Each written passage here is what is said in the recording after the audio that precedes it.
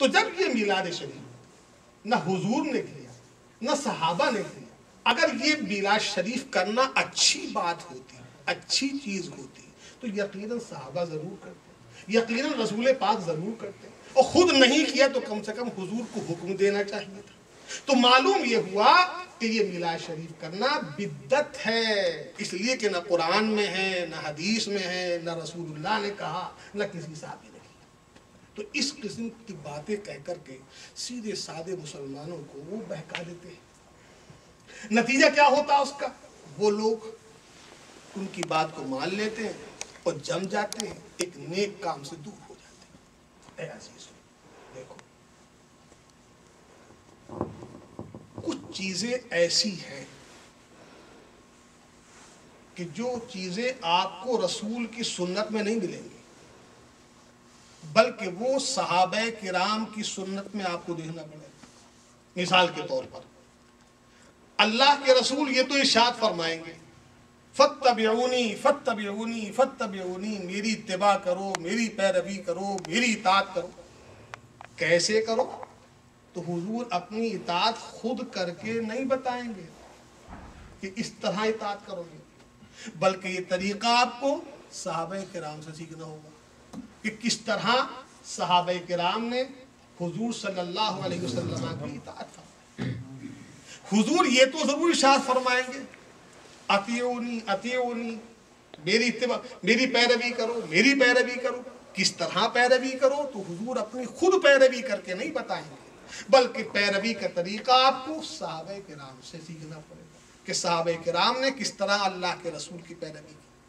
حضور یہ تو ضرور ارشاد فرمائیں گے کہ لا یؤمن احدکم حتی اکون احب الیہ من والدہ وولدہ والناس اجمعین، محبت کرو، محبت کرو، مجھ سے محبت کرو۔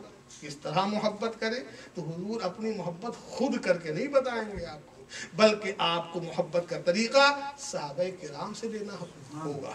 آپ کو دیکھنا ہوگا کہ صحابہ کرام نے حضور سے کس طرح محبت کی۔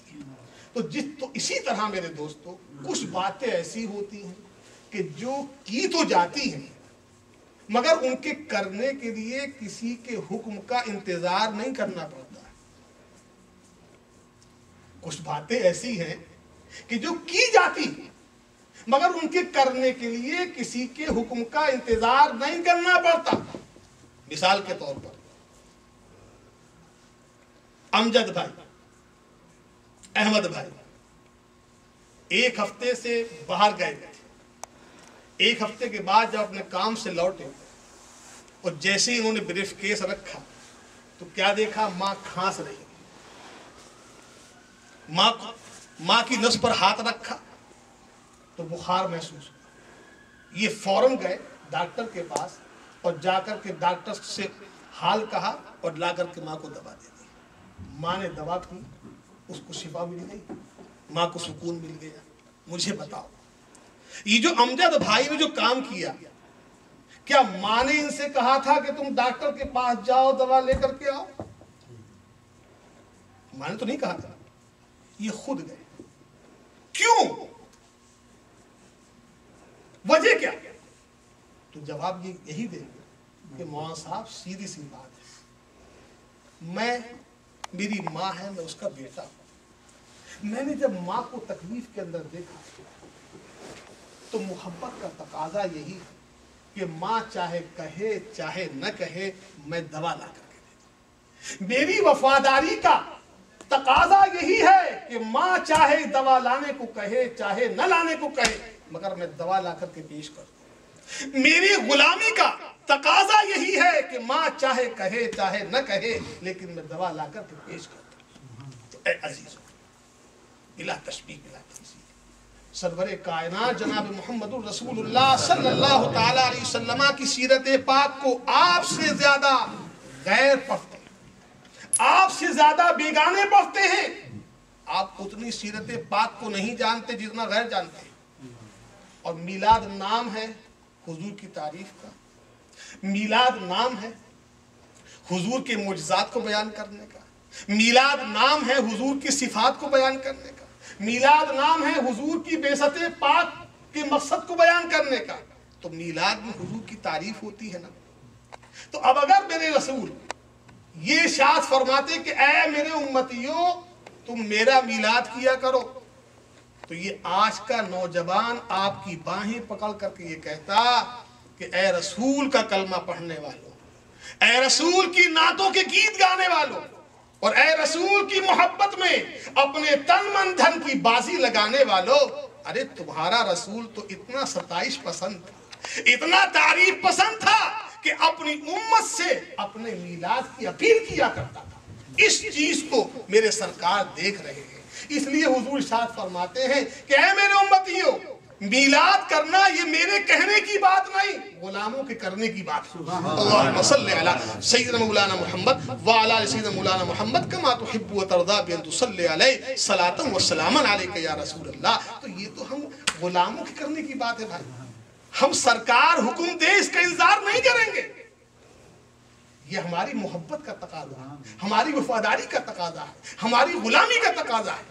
مگر ہو سکتا ہے یہ صاحب یہ کہنے لگے، چلو صاحب مان لیا ہم نے کہ صاحب میلاد میں کیونکہ رسول کی تعریف ہوتی ہے، حضور کی توصیف ہوتی ہے، حضور کے معجزات بیان کیے جاتے ہیں، تو حضور کبھی بھی اپنے میلاد کرنے کو نہیں کہیں گے، لیکن کم سے کم صحابہ کرام کو تو میلاد کر کے حضور کی وفاداری کا ثبوت دینا چاہیے تھا۔ صحابہ کرام کو تو میلاد مصطفیٰ کی محفل قائم کر کے اپنی غلامی کا ثبوت دینا چاہیے تھا، نہیں اپنی محبت کا ثبوت دینا چاہیے تھا۔ تو چونکہ کسی صحابی نے نہیں کیا، لہذا معلوم یہ ہوا کہ میلاد شریف کرنا ایسی چیز نہیں ہے کہ جو نیک کام ہو، لہذا اس کا کرنا بدعت۔ تو آؤ میں بڑی تیزی کے ساتھ، چونکہ مجھے وقت کا لحاظ ہے، بڑی تیزی کے ساتھ میں آپ کو صحابہ کرام کی بارگاہ میں لے کر کے جاؤں اور چل کر کے پوچھو کہ اے جماعت صحابہ، اے گروہ صحابہ، ارے آپ نے ڈائریکٹ اللہ کے رسول سے ایمان لیا ہے، آپ نے ڈائریکٹ اللہ کے رسول سے قرآن لیا ہے، آپ سے زیادہ وفاداری کس نے کی ہوگی؟ آپ سے زیادہ محبت کس نے کی ہوگی؟ ارے محبت کے سارے انداز تو ہم نے آپ سے لیے، غلامی کے سارے طریقے تو ہم نے آپ سے لیے، وفاداری کی ساری ادائیں تو ہم نے آپ سے لی ہیں۔ تو آپ یہ بتائیں کہ کیا آپ نے اپنے محبوب کا میلاد کر کے اپنی غلامی کا ثبوت دیا ہے؟ کیا آپ نے حضور کا میلاد شریف منعقد کر کے اپنی وفاداری کا ثبوت دیا ہے؟ تو دوستو، گروہ صحابہ میں سے، جماعت صحابہ میں سے حضرت ابو درداء صحابی رسول پکار رہے ہیں کہ اے میلاد کرنے والوں، اے رسول کی انجمنیں قائم کرنے والوں، اے رسول کی میلاد کی محفل منعقد کرنے والوں، ارے آؤ آؤ میں تمہیں میلاد شریف کرنے کا ثبوت دوں گا، آؤ آؤ میں تمہیں میلاد شریف کرنے کا سرٹیفکیٹ دوں گا۔ چنانچہ حضرت ابو درداء صحابی رسول ارشاد فرما رہے ہیں کہ مررت مع رسول اللہ صلی اللہ تعالی علیہ وسلم الى بیت عامر الانصاری فکان یعمل وقائع ولادت النبی صلی اللہ تعالی علیہ وسلم لابنائہ